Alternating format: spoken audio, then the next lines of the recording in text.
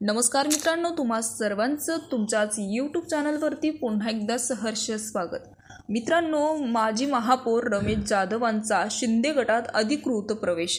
निवडणुकीपूर्वी राजकारणात मोठी खळबळ उडाली आहे। जाधवांच्या निर्णयाने कल्याण डोंबिवलीतील समीकरण बदलण्याची शक्यता आहे। ठाकरे गटाला मोठा धक्का तर स्थानिक नेत्यांकडून जाधवांचे स्वागत। डोंबिवली पालिका निवडणुकीचा माहोल चांगलाच तापला।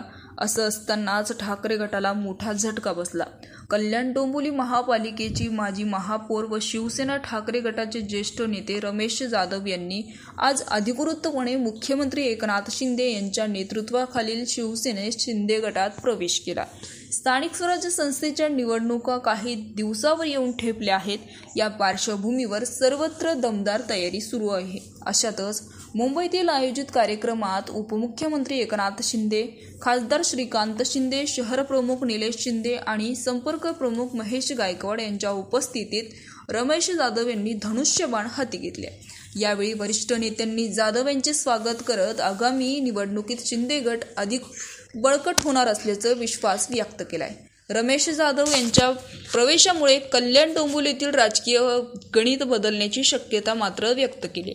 महापौर म्हणून कार्य करत असताना जाधव यांनी परिसरात मजबूत पक्ष संघटना उभी केली होती।